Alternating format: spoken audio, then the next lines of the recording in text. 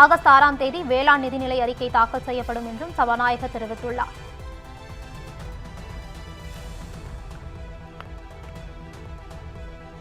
சட்டப்பேரவையில் நிகழ்வுகள் முழுமையாக நேரலை செய்யப்படும் என்றும் சபாநாயகர் ஜே.சி.டி. பிரபாகர் தெரிவித்துள்ளார்.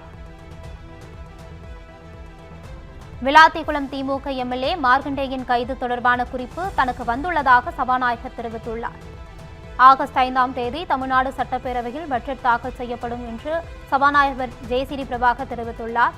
ஆகஸ்ட் 5ஆம் தேதி காலை 10 மணிக்கு சட்டப்பேரவையில் பட்ஜெட் தாக்கல் செய்யப்படும் என்றும் சபாநாயகர் அறிவித்துள்ளார். ஆகஸ்ட் 5ஆம் தேதி 2026-27ஆம் ஆண்டு நிதிநிலை அறிக்கை தாக்கல் செய்யப்படும் என்றும் சபாநாயகர் ஜே.சி.டி. பிரபாகர் தெரிவித்துள்ளார். பட்ஜெட் தாக்கலுக்கு பிறகு அலுவல் ஆய்வுக்குழு கூடி கூட்டத்தொடர் குறித்து முடிவெடுக்கப்படும் என்றும் சபாநாயகர் தெரிவித்துள்ளார். ஆகஸ்ட் 6ஆம் தேதி வேளாண் நிதிநிலை அறிக்கை தாக்கல் செய்யப்படும் என்றும் சபாநாயகர் ஜே.சி.டி. பிரபாகர் அறிவித்துள்ளார். அதேபோல் சட்டப்பேரவை நிகழ்வுகள் முழுமையாக நேரலை செய்யப்படும் என்றும் சபாநாயகர் ஜே.சி.டி. பிரபாகர் தெரிவித்துள்ளார். சபாநாயகரிடம் கேட்டுவிட்டுதான் எம்எல்ஏவை கைது செய்ய வேண்டும் என்பதில்லை என்றும் சபாநாயகர் ஜே.சி.டி. பிரபாகர் விளக்கம் அளித்துள்ளார். பேரவையின் எல்லைக்குள் எம்எல்ஏவை கைது செய்யத்தான் சபாநாயகரின் அனுமதி தேவை என்றும் ஜே.சி.டி. பிரபாகர் தெரிவித்துள்ளார்.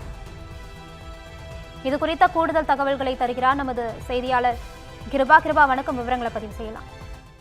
வணக்கம் ஜெயஸ்ரீ. தமிழ்நாடு அரசின் 2026-27ஆம் நிதியாண்டுக்கான முழுமையான நிதிநிலை அறிக்கை ஆகஸ்ட்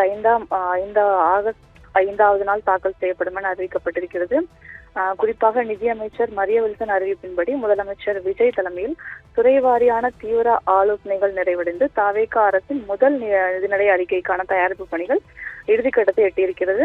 அதே போல இந்த பட்ஜெட் எந்த மாதிரி இடம்பெறும் என முக்கிய எதிர்பார்ப்புகளும் எழுந்துள்ள நிலையில் தற்போது பட்ஜெட் எப்போது தாக்கலாகும் என்ற அறிவிப்பை சபாநாயகர் ஜே.சி.டி. பிரபாகர் வெளியிட்டிருக்கிறார்.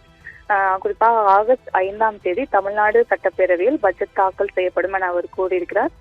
அதே போல ஆகஸ்ட் 5ஆம் தேதி காலை 11 மணிக்கு சட்டப்பேரவையில் பட்ஜெட்டை நிதியமைச்சர் மரிய வில்சன் தாக்கல் செய்வார் என அவர் குறிப்பிட்டிருக்கிறார்.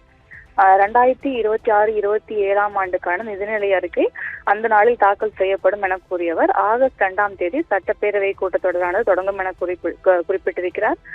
பட்ஜெட் தாக்கலுக்கு பிறகு அலுவல் ஆய்வு குழு கூடி கூட்டத்தொடர் குறித்து முடிவெடுக்கப்படும் என்றும் அவர் அறிவித்திருக்கிறார்.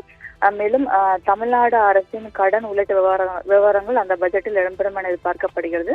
ஏற்கனவே தவேகாவின் தேர்தல் வாக்குறுதிகள் இந்த பட்ஜெட்டில் இடம்பெறும் என எதிர்பார்க்கப்படும் நிலையில் ஆகஸ்ட் 5ஆம் தேதி பட்ஜெட் தாக்கலாகும் என சபாநாயகர் ஜே.சி.டி. பிரபாகர் அறிவித்திருக்கிறார். விவரங்களுக்கு நன்றி கிருபா.